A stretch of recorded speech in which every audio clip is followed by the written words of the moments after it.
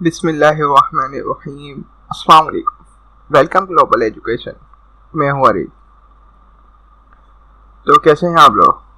हाँ, इस वीडियो में हम प्रिंसिपल ऑफ इकोनॉमिक्स का फर्स्ट चैप्टर हम इस वीडियो में देखेंगे। चलते हैं वीडियो की तरफ।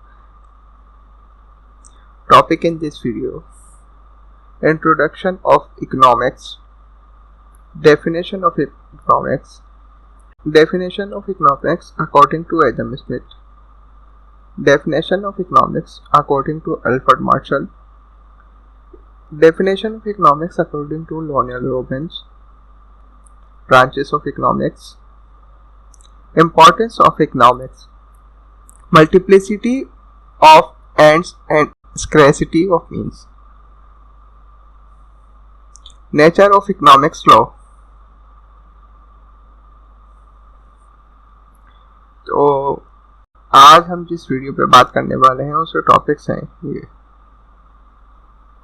चले फिर चलते हैं वीडियो की जानिब।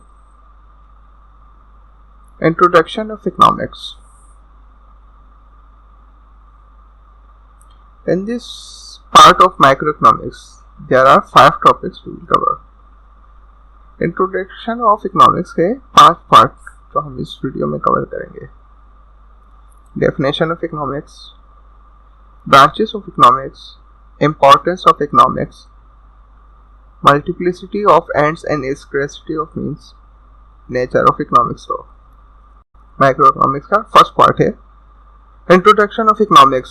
उसमें टोटल 5 हैं टॉपिक्स, इसको हम कवर करेंगे इसी वीडियो में। Introduction of economics. Economic has been derived from 2 Greek words. Economics word जो ड्राइव हुआ है 2 जुमलों को मिलाकर हुआ है, 2 ग्रीक जुमलों को, ग्रीक जबान के जुमले। तो कौन कौन से? ओइकस एंड निमिनीस। ओइकस मीन्स हाउस, निमिनी means to manage, which means managing a household using the limited available funds in the most economical manner.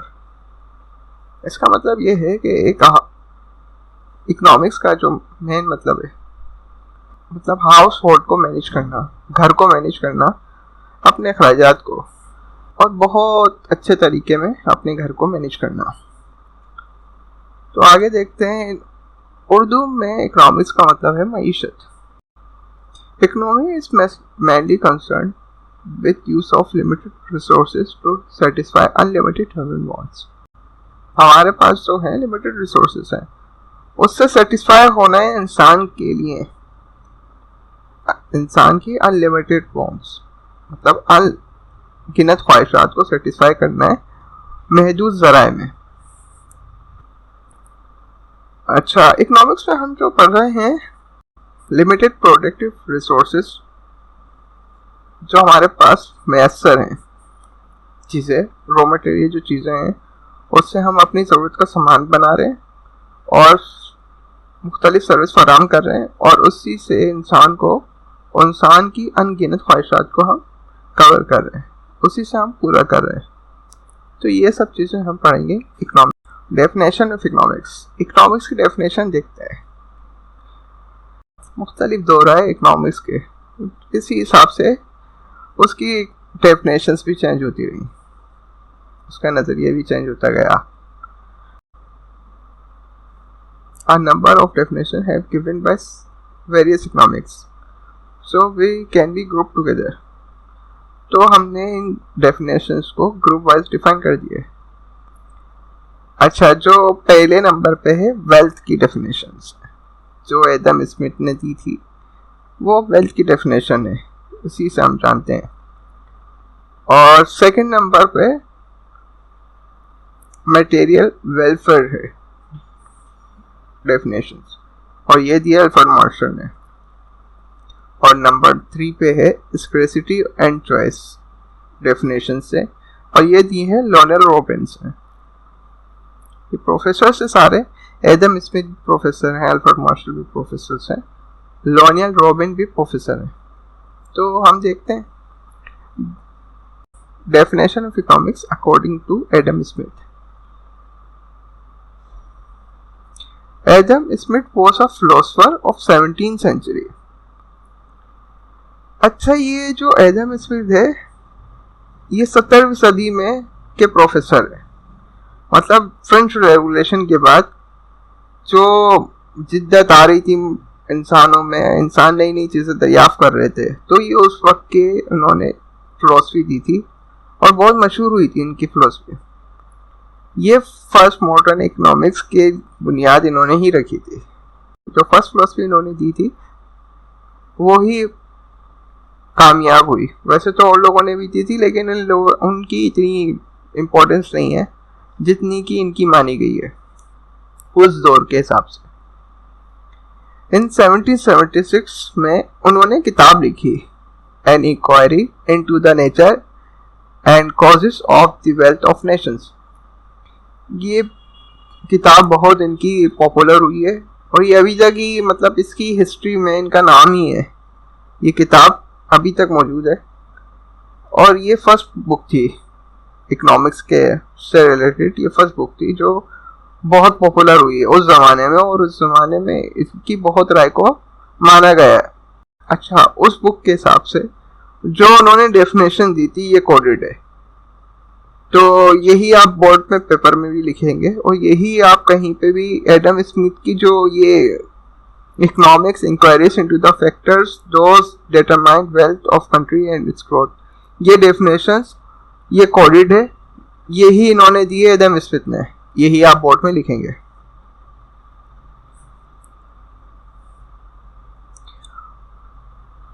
तो ये एडम स्मिथ ने 17th सेंचुरी के फिलोसोफर थे। उन्होंने एक अपनी स्टेटमेंट दी और वो पूरी दुनिया ने मतलब उसको एक्सेप्ट किया उस दौर में। 1776 में उन्होंने किताब शाये की, an inquiry into the nature and causes of the wealth of nations. तो उसमें इन्होंने ये बात वाज़ेह करी कि भाई economics inquiries into factors those determine wealth of country and its growth. मतलब इन्होंने बताया कि भाई जो आपकी मईशत है, मुल्क की मईशत के बारे में उन्होंने बात की है। बेसिकली मतलब कंट्री की ग्रोथ किस तरह करनी है, उसकी इनकम किस तरह करनी है, तो उस पर उन्होंने बहुत ब्रीफली बात की थी। अच्छा, फिर हम आए एल्फ्रेड मार्शल साहब, professor Alfred Marshall. Alfred Marshall philosopher थे 18वीं सदी के, मतलब एक सदी बाद इन्होंने ये भाई साहब आए प्रोफेसर एल्फ्रेड मार्शल। इन्होंने 1890 में उन्होंने एक किताब शाया की, प्रिंसिपल ऑफ इकोनॉमिक्स के नाम से।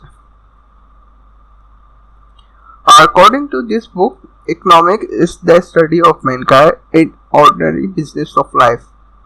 It examines that part of individual and social action which is most closely connected with the attainment and use of material resources of well-being. तो इन्होंने बताया कि भाई सिर्फ पैसा, मुल्क की पैसे से ही मईशत, सिर्फ वही इकोनॉमिक्स नहीं है। सोशल, इंसान की जो सोशल लाइफ है, बिजनेस ऑफ लाइफ, इंसान की जो आम लाइफ है और जो बिजनेस लाइफ है, इसका बहुत बड़ा किरदार है इकोनॉमिक्स में। हाँ, हमारे मुल्क की मईशत में economics is study of Mankind. इन्होंने जो पार्ट्स बताए वो इन चीज़ों पर मबनी थी बात। इन्होंने कहा कि भाई स्टडी है, इकोनॉमिक्स स्टडी करती है मैनकाइंड के बारे में। Economics is the social science, ये एक सोशल साइंस है। अच्छा, ये economics is the study of human behaviour. Economics study करती है ह्यूमन बिहेवियर पे। Economics is the relationship between ends and scarcity. Ends का मतलब है वांट्स एंड स्कैर्सिटी का मतलब है सेटिस्फेक्शन ऑफ ह्यूमन नीड्स।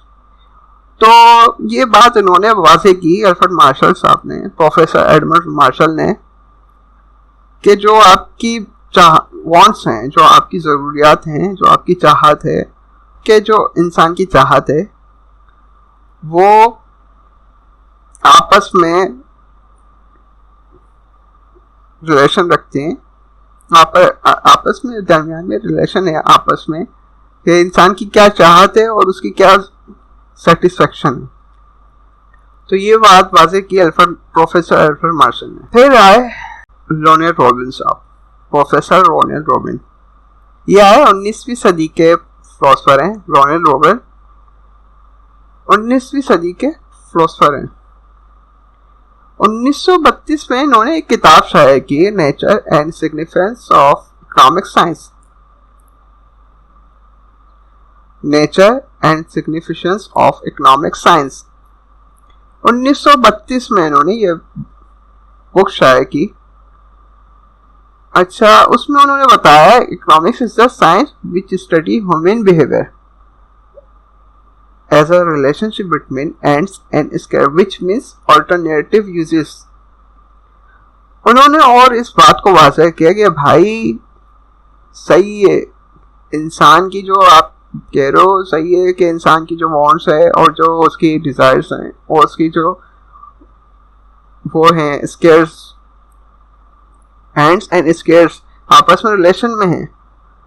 इसका मतलब उन्होंने कहा कि भाई इसका मतलब ये है कि हम उसके अलावा भी और चीज़ें हम बना सकते हैं जिससे इंसान की सेटिस्फेक्शन हो सके। देखते हैं उन्होंने फॉलोइंग डिस्क्राइब किए पॉइंट्स, तो हम वो देखते हैं। Human wants are limited. उन्होंने कहा कि भाई ह्यूमन वांट्स लिमिटेड हैं। मीन्स आर लिमिटेड, उसके ज़राए भी लिमिटेड हैं। wants are not equally important। अच्छा, उन्होंने बताया कि भाई हर जरूरत ऐसी नहीं होती जो उसकी बहुत ज्यादा मतलब जरूरी हो, बहुत ही ज्यादा अहमियत की हामिल हो। means have alternative uses, means have alternative uses। तो उन्होंने कहा कि भाई हम मतलब कोई और ऐसी चीजें भी प्रोडक्शन बना सकते हैं जिससे इंसान की वांट्स पूरी हो। मतलब भूख लग रही है तो सिर्फ आप गंदम पे ही इन्हिसार नहीं करेंगे, आप चावल उगा लें, आप चावल की फसल उगा लें। ये तो छोटी सी मिसाल है कि आप सिर्फ खाने के लिए आप सिर्फ गंदम पे ही नहीं रह सकते, आप फल उगा लें, आप मतलब मुख्तलिफ चीज़ें आप मार्केट में ले आएँ ताकि सिर्फ गंदम पे ही इन्हिसार नहीं करे पूरी आपकी कौम। तो उन्होंने ये बात वाज़ेह करी थी प्रोफेसर रोनेल रॉबिन ने। ये 19वीं सदी के थे और यही इनकी बहुत ज़्यादा इस अभी तक जो चल रही है रोनेल रॉबिन की ही डेफिनेशन पे आगे ही चल रही है, उसी पे ही आगे काम हो रहा है। मतलब कोई और उन्होंने कोई मतलब अभी तक कोई ऐसी नई कहानी नहीं आई है जो बोले कि भाई ये अभी मार्केट में चल रही है। फिलहाल मार्केट में जो चल रही है अभी जो वो रोनेल रॉबिन्स की चल रही है, प्रोफेसर रोनेल रॉबिन की। तो फिर आगे हम देखते हैं branches of economics। There are following branches of economics which are given below. Economics as subject of matter. Economics is science and an art. Economics as positive and normative science. Economics is a social science. तो ये branches हैं economics। Importance of economics. Economics is a study of cause and effect relationships in the economy। अच्छा, economics के में जो हम study करते हैं कॉजेस और उसके इफेक्ट इकोनॉमी में क्या असर अंदाज हो रहे हैं, इस पर हम इसकी बहुत अहमियत है। And inform decisions economics provide information and forecasting to inform decision within companies and government। This knowledge of economics or economics intelligence is based on data and modeling। अच्छा, इन इकोनॉमिक्स फोरकास्टिंग के लिए मतलब government ऐसे government में और companies में बहुत अहम किरदार अदा कर रही हैं। उसी से पता चलता है इकोनॉमिक्स की इंटेलिजेंस से और उसके उसी से पता चलता है कि भाई किसकी आगे बढ़ रही है इकोनॉमी, मतलब किसकी ज़्यादा तरक्की करेगी, कौन सी इंडस्ट्री हमारी ज़्यादा तरक्की करेगी। Influence everything, economic uses influence our daily lifes. उसका बहुत ज़्यादा इन्फ्लुएंस है हमारी ज़िंदगी में, डेली ज़िंदगी में भी बहुत इन्फ्लुएंस है। This includes issues such as tax and inflation, interest rate and wealth inequality emerging in markets and energy and the environment. A broad subject. Economics provides answer to a range of health, social and political issues that impact households and wider communities. तो economics influence मतलब हमारी ज़िंदगी पे बहुत सारा असरअंदाज है economics का, जैसे कि टैक्सेस हैं, महंगाई है, उसकी हमारी मईशत, पैसे हैं, उसकी मार्केट्स हैं, मतलब हर चीज़ में हमारी इकोनॉमिक्स इन्वॉल्व है। इकोनॉमिक्स बेसिकली सोशल साइंस है। हमारे घरेलू मामला जो हैं वो सोशल ही, मार्केट्स, ये बिजनेस, ये सारी हमारी सोशल लाइफ से ही कंसर्न है। Inspire business success. Understanding how consumers behave is vital of a business to success. Economics use theories and models to predict behavior and inform business strategies. For example, how to analyze big data.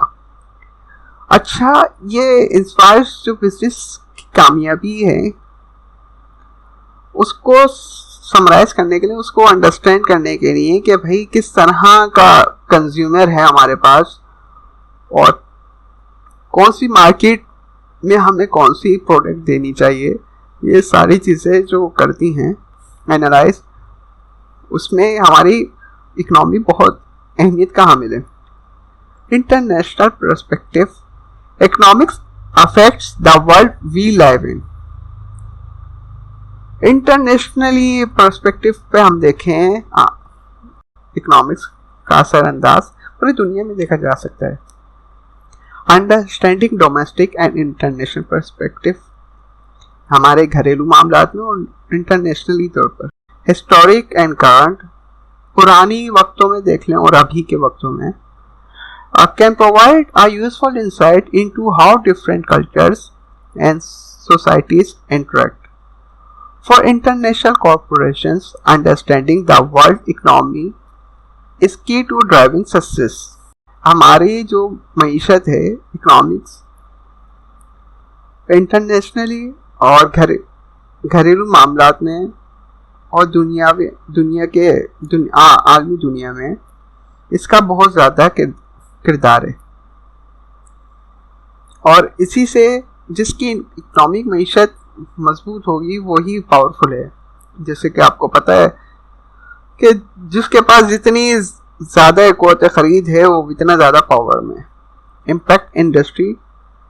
Firms of all sizes and industries have to rely on economics, whether that's for product research and development, pricing strategies, or how to advertise. This wide influence means studying economics can open up a variety of career options across all sectors of the economy, from agriculture to manufacture to banking and consultancy. अच्छा, ये economics का जो किरदार है industry में भी देखा जा सकता है कि कितनी साइज की आपकी बिजनेस, मतलब कितनी साइज की आपको कौन सी जगह पर प्रोडक्शन करनी है, उसकी क्या प्राइसेस स्ट्रेटेजी होनी चाहिए, मतलब कितनी कीमत में आप मार्केट में भेजेंगे तो आपकी कितने कंज्यूमर्स आपको पहले तो ये पता चल होगा कि भाई इस इकोनॉमी आपको बताएगी कि भाई कौन सी आपको प्रोडक्ट कौन सी मार्केट में देनी है और कौन सा कंज्यूमर उस मार्केट में है। तो ये सारा असरअंदाज इकोनॉमिक्स में ही है। Multiplicity of ends and scarcity of means. Ends which means wants. अच्छा, ये जो एंड्स है ना, ये पुराने इंग्लिश में है, मॉडर्न इंग्लिश में मतलब एंड्स का मतलब जो है वो वांट्स का है, and scarcity which means satisfaction. Scarcity का मतलब है satisfaction. There are two foundation of stones of economic science and scarcity. Economics की जो बुनियाद है, इकोनॉमिक्स की दो अहम बुनियादें हैं, ends and scarcity, wants and satisfaction. ये दो अहम ऐसी बुनियाद हैं जिस पे पूरी इकोनॉमिक्स बेस कर रही है। Scarcity of resources impose limitation on the ability of an individual or a society. Society sometimes give up wants and sometimes chooses wants. Those wants are unlimitedly large in numbers, multiplicity of ends. Professor Lionel Robbins has used the terms ends in his definition to indicate wants. Wants are the starting point of all economic activity. In a primitive society, wants were simple and few. As civilization developed, population increased and new inventions took place, wants increased. Wants became complex and many also. When some wants are satisfied, other wants take their place, requiring wants.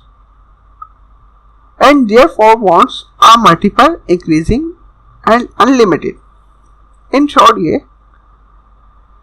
कि मुख्तलिफ दौर में मुख्तलिफ ज़रूरियात इंसान की रही हैं, मुख्तलिफ चाहत इंसान की रही है। जैसे जैसे सिविलाइजेशन चेंज हो रही है इसी तरह इंसान की ज़रूरत भी चेंज हो रही है, उसकी ख्वाहिशात भी तब्दील हो रही हैं, वक्त के साथ साथ उसकी ख्वाहिशात भी चेंज हो रही हैं। पहले देखा जाता था कि भाई पहले थी 3 चीजें इंसान के लिए जरूरत थी, हवा पानी आग। रहता था वो गारों में, कोई टेंशन नहीं थी, मतलब अपने बचाव के लिए वो गारों में पना लेता था। जैसे जैसे सिविलाइज हुई, घर बनना शुरू हुए, पहनना कपड़े अपने ढाकने जिस्म ढाकने के लिए कपड़े पहनना शुरू हुए, कपड़े बनने तो ये जरूरत बन गई इंसान की। इस तरह चलते चलते हर चीज इंसान की, अब देखें आप उस सिविलाइज मतलब स्टोन एजिस में देखें तो वहां पर कितनी कम जरूरत थी इंसान की, और आज के दौर में इंसान के लिए बुनियादी जरूरत देखें आप, सिर्फ हवा पानी आग ही नहीं है, उसके अलावा बहुत सारी जरूरत बन चुकी है। तो हर दौर में मुख्तलिफ सिविलाइजेशन में, मुख्तलिफ सोसाइटीज में मुख्तलिफ वॉन्ट्स होती हैं। Satisfy all this wants are difficult. ये बहुत अहम बात है कि सेटिस्फेक्शन, हर इंसान की सेटिस्फेक्शन आप कभी भी पूरा नहीं कर सकते। Therefore, one to choose between wants. One has to choose between wants. तो आप कभी भी किसी की सेटिस्फेक्शन, सारी सेटिस्फेक्शन, मुकम्मल सेटिस्फेक्शन कभी भी उसकी पूरी नहीं कर सकते। Those wants are the root cause of all economic problems. बस यहीं से तो शुरू होती है इकोनॉमिक्स प्रॉब्लम्स, कि आप कौन कौन सी जरूरत, अहम जरूरियात अगर आप पूरी करें तो फिर इतनी इकोनॉमिक्स में प्रॉब्लम नहीं होगी, मतलब मास्टर में इतनी प्रॉब्लम्स नहीं होगी। If wants are limited, then all wants could be satisfied and economic problem would not rise. अगर इंसान की ख्वाहिशात लिमिटेड हो जाएं तो इकोनॉमिक में प्रॉब्लम ही नहीं होगी, मास्टर में कोई प्रॉब्लम नहीं आएगी, कोई बिगाड़ नहीं आएगा। Scarcity of means. When wants are unlimited, these wants have to be satisfied with consumption of goods and services. We therefore need to produce these goods and services which require means, such that productive resources available for the production of goods and services through which human wants can be satisfied: land, machinery, time, energy, money, etc. These means are scarce and limited. अच्छा, हमें wants unlimited है, ये तो सबको ही पता है भाई। मतलब आप छोटी सी बात लें, कि आप छोटे थे तो आपकी क्या चाहती है कि भाई बड़े हो जाएं, अब बड़े हो गए तो आप चाहते हैं कि भाई वही बचपना ठीक था। तो खैर इंसान उसकी ये ख्वाहिश तो नहीं पूरी कर सकती है ना, मतलब नेचर में ही चलना पड़ रहा है उसको। तो इन शॉर्ट यही कि भाई जो हमारे पास जो हमारी ज़रूरतें हैं उनको देखा जाएगा कि भाई कौन सी ज़रूरतें हैं, जो हमारी चीज़ें हैं, अशिया हैं, जो हमारे पास रिसोर्सेस हैं, उसको बरोकार लाते हुए हम इंसान की सेटिस्फेक्शन के लिए चीज़ें। Multiplicity of wants alone can not create an economic problem. अच्छा, जितनी वांट पड़ रही है सिर्फ वही तनहा वही प्रॉब्लम नहीं है, but along with scarcity of means to satisfy them, उसको सेटिस्फाई करना ये प्रॉब्लम है, ये प्रॉब्लम क्रिएट करती है। मतलब चाहत तो बढ़ती रही है लेकिन प्रॉब्लम ये कि उसको पूरा कैसे करें, ये है इकोनॉमिक्स। रिसोर्सेस और resources are scarce, they have to the put to the best possible and economical use. We have to choose from among them according to our priority, whether to use more of land, labor, capital, electricity, etc. One has to economic to use of resources. हम अपने resources को बरोकार लाते हुए land, labour, capital, मतलब ये चीज़ें हम लगाकर एक हम प्रोडक्टिव चीज़ें बनाकर हम रिसोर्सेज अपने जो मैसर रिसोर्सेज हैं उसे बरोकार लाते हुए काम करके अपनी ज़रूरत का सामान बनाएं। Hence, wants are unlimitedly large in number. All are not equally important. Some wants are more important and urgent than others. Therefore, wants can be arranged in a descending or diminishing order or importance, priority, urgencies on the basis of the individual's or society's preference. This known as the scale of preference, which is subjective, therefore ends can be graded. अच्छा, जो हमारी ज़रूरत है, जो wants हैं बहुत हैं, सही है, तो हमने उसको उसकी कैटेगराइज बना दी है कि भाई कौन सी हमारी ज़्यादा इम्पोर्टेंस है, उस हिसाब से हम काम करते हैं। Our rational person will choose few important and urgent wants for satisfaction, such as food, clothing and shelter, and less urgent wants can be rejected or their satisfaction can be postponed. आम बंदे की जो ज़रूरत है, खाना, कपड़े और छत, ये बहुत अहम ज़रूरत है जो आम नॉर्मल बंदा है, और जो बहुत ज़्यादा अहम है। उसके अलावा जितनी भी ज़रूरत है वो फिर अपनी इनकम या फिर अपने रिसोर्सेज से वो उसको बढ़ाता है या घटाता है।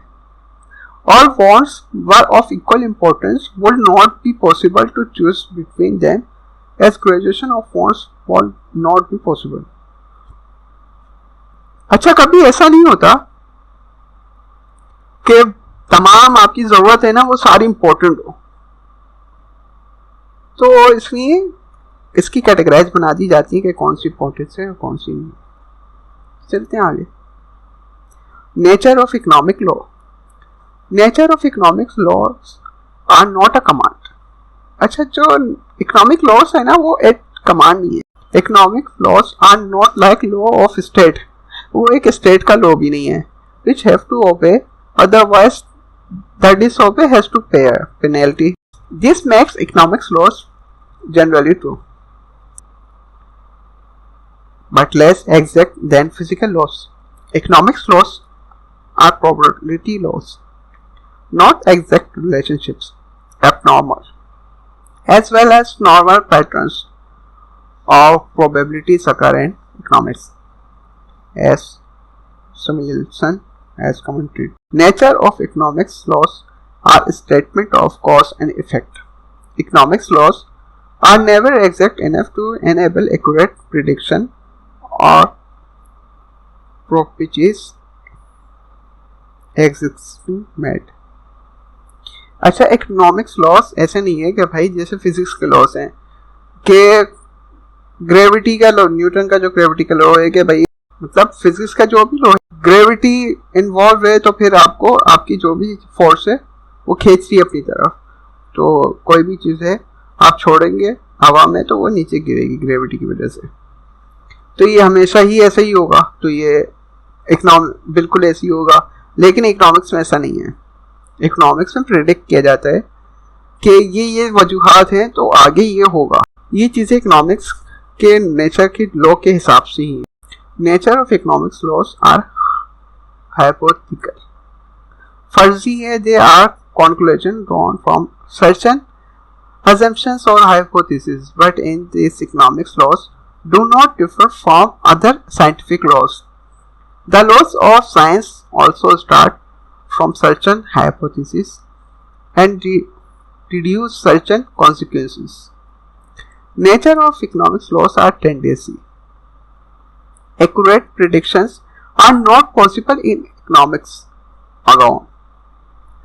The law of tidity explains which the tidity is strong at the full moon and weak at the moon's first quarter.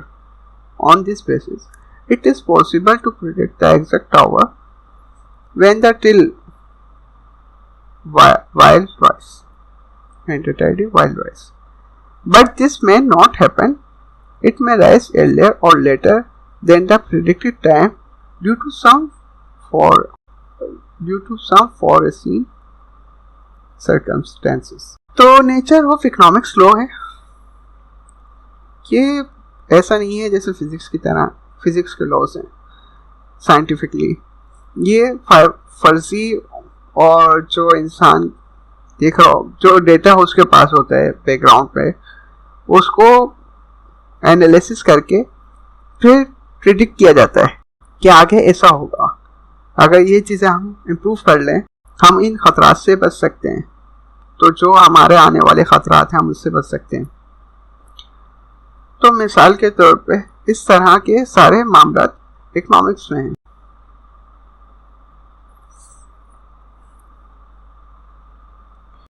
मुबारक हो आपको। आप सोच रहे होंगे कि इस बात की मुबारक है। तो मुबारक इस चीज़ की है कि आपने इकोनॉमिक्स का फर्स्ट चैप्टर कंप्लीट कर लिया है। तो आप उन किस्मत लोगों से हैं जिन्होंने पढ़ा ही नहीं है और ये चैप्टर सुना ही नहीं है। तो अगर आपने ये सुन लिया है तो फिर आप इसको याद भी कर लीजिए। एक और ज़रूरी बात आपसे करनी थी, हम इस चैनल पे नोट्स भी लेकर आ रहे हैं। तो इंशाल्लाह बहुत जल्द आपको उसका प्रोसीजर आपको बता दिया जाएगा कि किस तरह वो नोट्स हासिल कर सकते हैं। तो अब तक के लिए इतना ही। अपना ख्याल रखिएगा। अल्लाह हाफ़िज़।